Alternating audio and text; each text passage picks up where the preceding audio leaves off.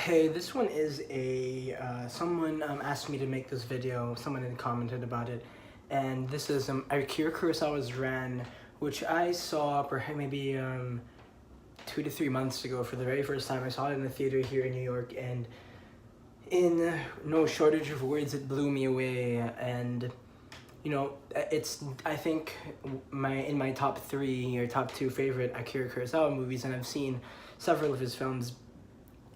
I think this was also the first film of his I saw that was in color. I'm not very sure how many films he made in color, but reading about the history of Ran really blew me away, I think, and it added a lot of necessary context to what was going on at the time when Kurosawa was making it.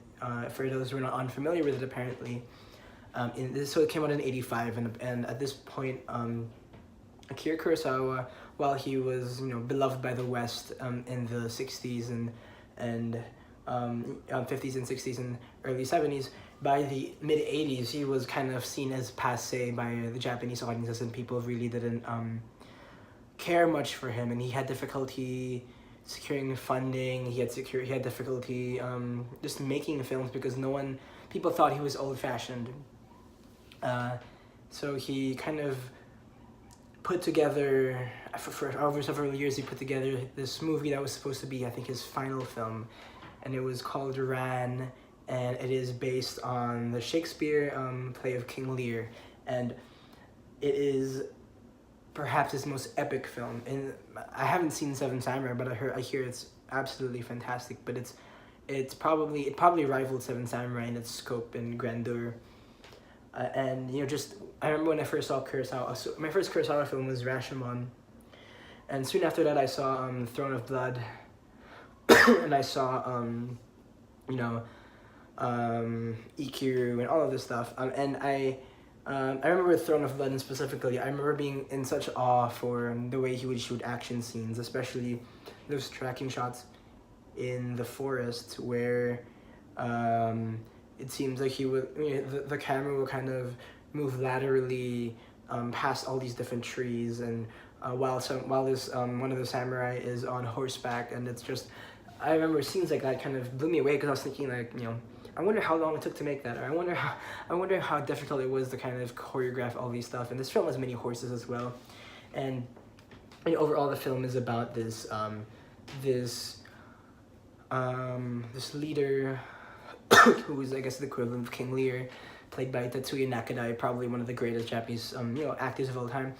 And Tatsuya Nakadai, who actually was able to see here in New York 2 years ago, I think he came here for some films at the Museum of the Moving Image. But I saw Tatsuya Nakadai. Anyway, sorry to go off tangent, but Tatsuya Nakadai plays the king who has decided to cede his throne to his eldest son. He has 3 children. His eldest son is kind of hesitant about it. His middle son wants the throne, but doesn't want to kind of show it too explicitly. And the youngest son is very explicitly saying he thinks he deserves the throne. He's the most outspoken. He's the most charismatic one. And after this, the youngest son kind of rebels against the father's wishes of handing his throne over to the eldest son. The son kind of gets banished by the father, and the whole film is kind of about this series of to some extent you can think of something like very contemporary, like Game of Thrones, where it is about trying to take over the crown, in a sense. Rivalry between siblings versus the father, issues of superiority, issues of trust, issues of how much respect should one give to people in power and authority. And what blew me away about this film was just its visuals. Visually, it is so stunning. Whenever I'd see a shot of like one of those very wide shots of what looked like thousands of soldiers about to kind of clash into each other in a way that is not kind of the CGI, like some kind of 300 or something. Just the attempt to kind of create that such a grand scale mesmerizes me, and I can't believe he was able to get this film made especially given all the problems of his career up to this point. And from what I read online, this was supposed to be the most expensive Japanese film ever made, which kind of makes sense when you see how many extras there were, how many locations there were, how much stunt work there had to be in the film.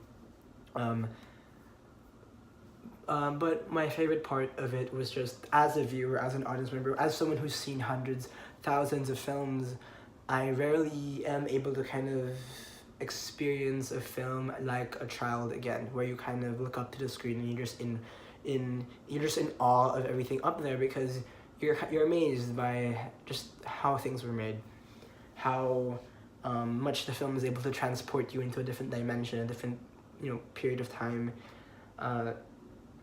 Kurosawa's themes are very strong here. Very much this idea of pride, this idea of power, this idea of like internal family conflict, trying to kind of dig deep into the Japanese ideas of what constitutes pride and all of this stuff. It's very, very engaging and interesting. And the movie, I think it lasts almost 3 hours, but I was at some point, at a certain point in the film, I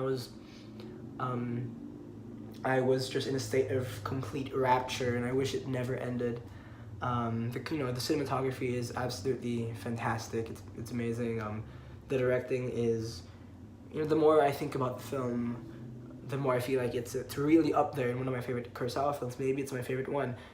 Top 2, top 3. I'm a big fan of Ikiru. And I haven't seen Seven Samurai, but I'm also a very big fan of a film I saw recently. Actually, I've seen a couple of his films recently because they showed a lot of them in the city.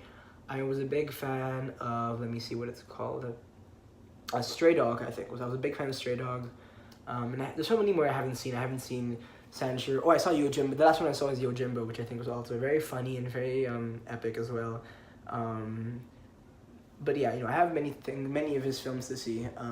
But Ran is one of my favorite ones, and if there is if there's one action film I feel like everyone should see at least once in their lives, I think it should be Ran by Akira Kurosawa. He may have been very old when he made this film, but he's still kind of at the top of his game and far above and ahead of filmmakers up to today. It's a tragedy that people were not really giving him attention back then and gave him a hard time making this movie, but it was worth all the trouble. And it's sad. I was reading about, apparently Kurosawa was like suicidal too. He tried to kill himself around the time of making this film because he just couldn't get things off the ground, and people didn't trust him anymore, and people saw him as old-fashioned. But I think the film eventually got got positive acclaim, and he made 2 or 3 more films after this. So I definitely recommend Ran, and just see all of Kurosawa's films. He is one of the greatest directors in film history. So yeah, I highly recommend this, and definitely check him out.